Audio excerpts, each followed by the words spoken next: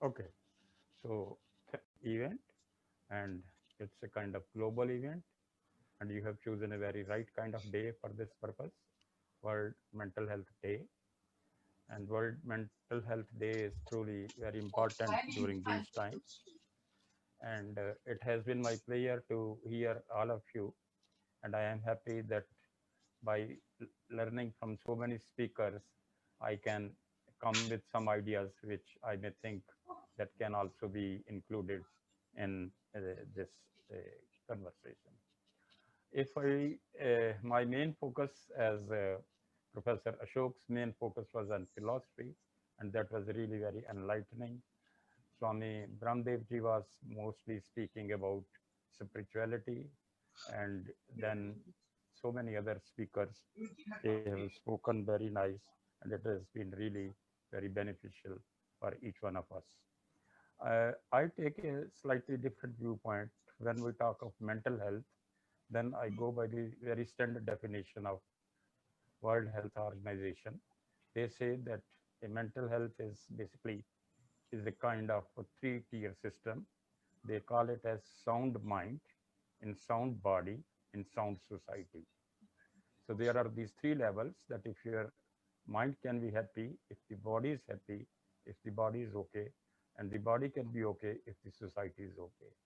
And this is exactly the situation through which we are passing right now. In the present time, it's we are living in a world in which our the minds get disturbed because our bodies are disturbed, and bodies are disturbed because our environment is disturbed. I take this definition of WHO to one more level also: sound mind in sound society, in a sound global world also. That means that we also can have suffering and problem, as many good speakers from Jivasuji have spoken about Buddha. So like this, I would like to say that our sound society is a very, very big demand, is a very big condition. We can be happy. I mean, I individually can be happy, but if I see poverty, destruction, negativity, disease, pandemic, wars, bombs, and so many kinds of shocking things happening all around, then my happiness is gone.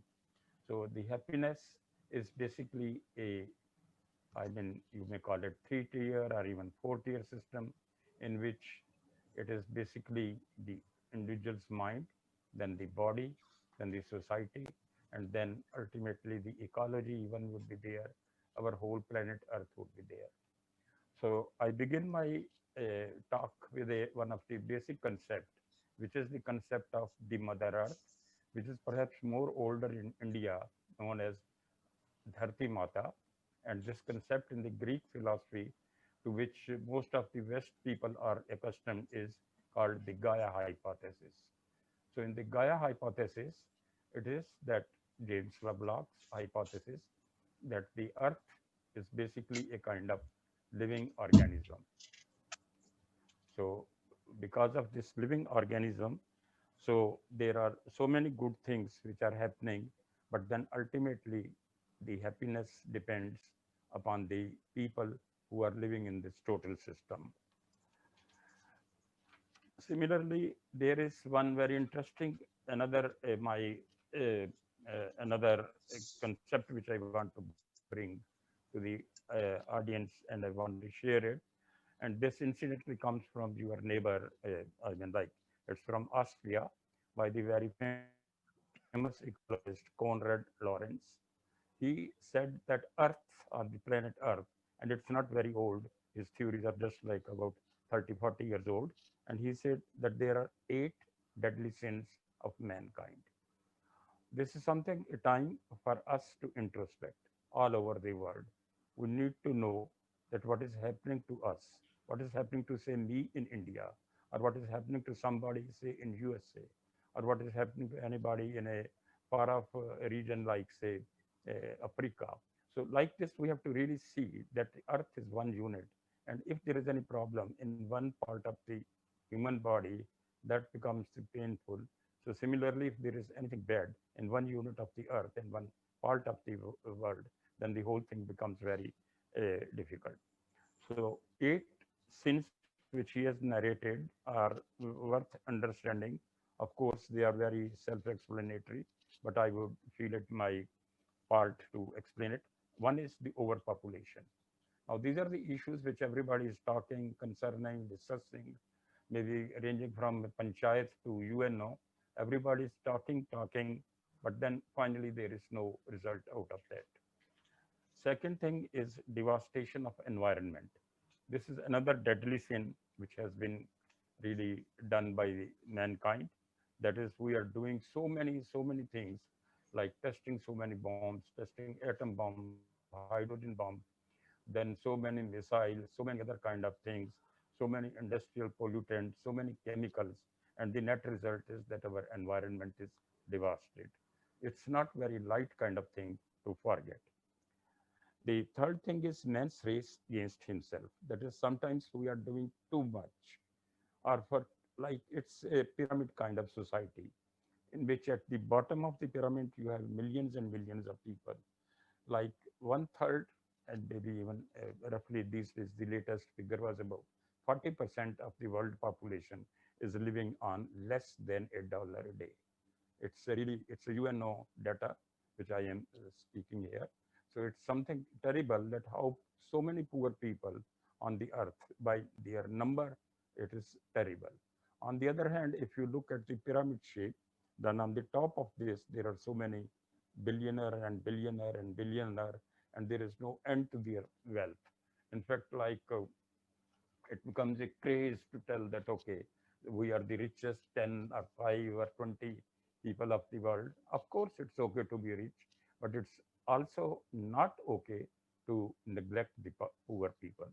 So this kind of unequilibrium is like it's creating, I mean, I use my own term, that's creating a hole beneath the bottom of pyramid.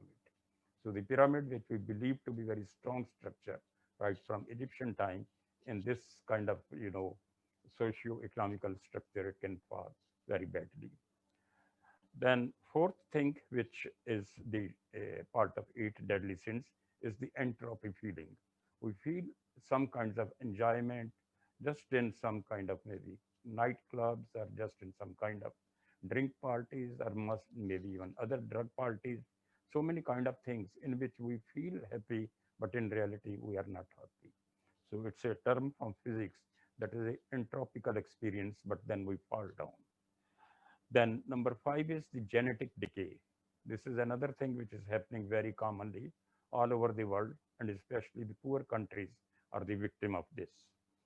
Then, especially in a country like India, I would say that like breakdown with the tradition is causing another problem. Breakdown with tradition is something that we are losing our old values, our sanskars, our culture, our heritage, history. So all these things which we have been talking, like yoga, Buddha, Rishi, Muni, and those kind of values. So we are all losing to those things. Then number 7 is indoctrinability. This is something again, especially the negative part. Indoctrinability can be positive also in some cases. Like if somebody becomes, say, on a spiritual path, it could be a good thing. But on the negative path, this is the area which leads to terrorism and other kind of, acute, extreme feelings toward other people. And then last and finally, which already human being have seen on the earth, it happened in Japan in 90 August 1945, that is nuclear weapon proliferation. These nuclear weapons, and nowadays again, there is a kind of race. In fact, they say that the number of nuclear weapons are so large on the earth that it's not one, but maybe even 4 times, 5 times you can destroy the earth. So these are something very serious questions, but I don't know where really they would be tackled. So I always say that it is anything which any panchayat may do or which may go up to UNO. But still there may or may not be any solution. But something we cannot forget. And here I would like to say that the think tanks, they need to be really ideological in many cases. It's not that just making it kind of proposal and then just implementing it. So we need a very, very strong uh, this think tanks. In fact, there is one term which I am using, and Professor Vora is with me right now, so I can understand that how much valuable it can be. There are so many intellectual theories, Sartre, and so many, then Buddha, Krishna, but where does this intellectualization go? Why this intellectualization doesn't filter down to the reality? I mean, on one hand, we say these kind of very top doing things and things like as if it is the sermons from the God or like that. But in reality, what the people do on the earth, what the people say next door to you, they do it. When you read that there are so many murders or killings or rapes in a day, then where all our ideologies, theories, and things like that go? So this is my very important aspect, which I wish that it should be considered, and especially the good think tanks should not ignore these things. These have been already acknowledged by many of them.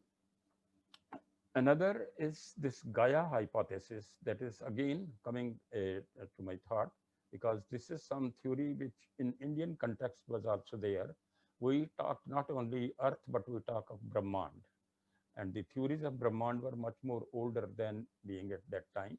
So in the Brahman, we have to talk each and everything of very big at a mega level.